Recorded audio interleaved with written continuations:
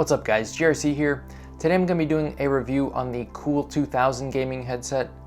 Yes, that's actually its name. It's by a small or relatively unknown, at least to me, Chinese company called EasySMX. They contacted me, invited me to check out some of their products. I said sure, why the hell not? Free stuff, who doesn't like that?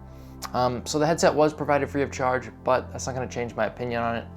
Let's face it, I'm not a big enough YouTuber to be bribed yet anyway. Yet, we'll get there. As always, timestamps for each section of the video will be in the comment section below. In case you want to skip ahead or skip whole sections, you're free to do so. Alright, enough intro, let's get into the review. First, a quick tour of the headset. The box it comes in is pretty straightforward. You get the headset, manual, and a 3.5mm headphone joiner. I'm not sure if that's a word, but that's what I'm going to call it. On the headset itself, there's a mic mute switch, volume control, and an LED button to cycle between LED modes. For LED modes, you have on, off, this rotating effect, and breathing. These headsets are not RGB and are only capable of displaying one color. Obviously, I have the blue here, but you can also get it in red or orange. The microphone also lights up when turned on, and the light goes off when muted.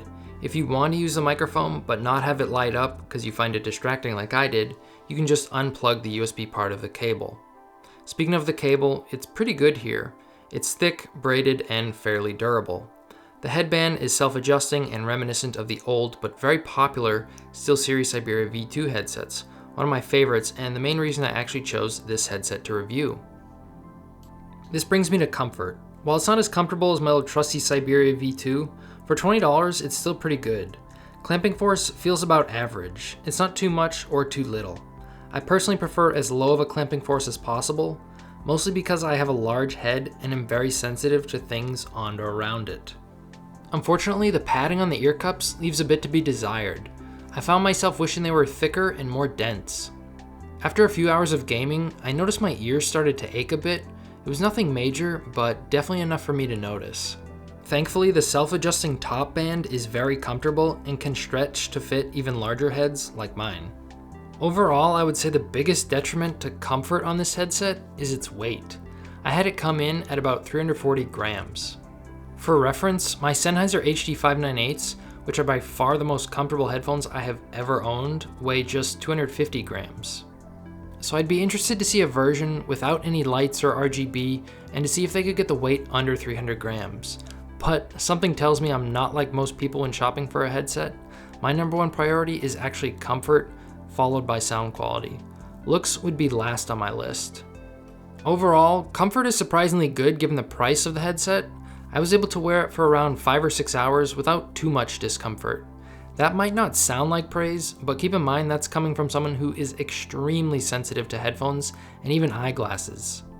If I had to give them a score out of 10 and my HD 598s are a 10, I'd probably give the Cool 2000 headset either a 7.5 or 8. Next up is sound quality. First I want to talk about gaming, then we'll move on to music. In my opinion, one of the most important things in a gaming headset is soundstage, and thankfully the Cool 2000 actually has a pretty good one, mostly due to its 50mm drivers. Don't get me wrong, you can still tell it's a budget headset, but there seems to be good separation and a good sense of space. It was fairly easy for me to tell which direction enemies were coming from while playing Overwatch. Unfortunately, that's kind of where my praise ends. I don't care for the sound signature of these headphones at all. Explosions lack bass and warmth, and the same holds true while listening to music. Again, the bass response is poor, mids are on the recessed side, and treble is a tad on the bright side, almost sparkly. I'm more partial to warm sounding headphones, but preference in sound signature is very subjective. So if you prefer bright headsets, these might be a good choice for you. Still, I would not recommend them for music, although they can provide a somewhat enjoyable listening experience, assuming you don't analyze the sound too much. Detail here was also decent. Next, I want to give you guys a quick mic test so you can hear what it sounds like. So right now I'm talking through the Cool 2000 headset microphone. The mic is a little under an inch away from my mouth. As you can see and hear, it's not nearly as sensitive as my desktop mic, the Blue Yeti, and that's in part because the mic on the Cool 2000 is supposed to be a noise canceling mic.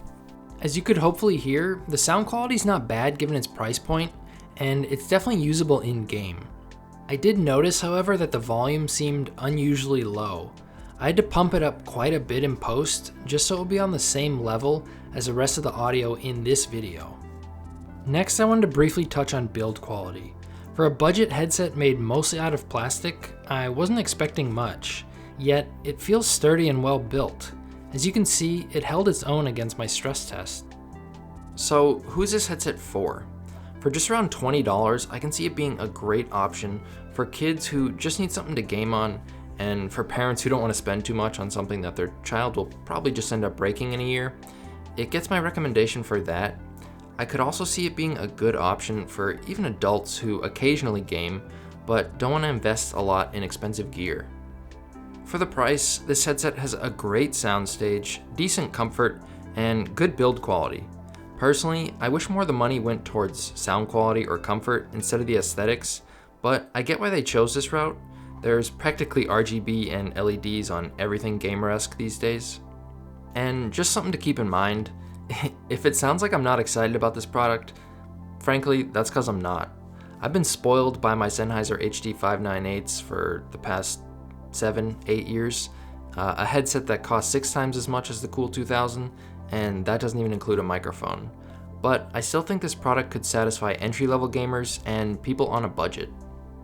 Anyway guys, that's going to do it for this video. I hope you found it helpful. If you have any questions, feel free to leave them in the comment section. I'll do my best to get back to you. Like, share, subscribe, all that good stuff. And I'll see you guys in the next one. Peace.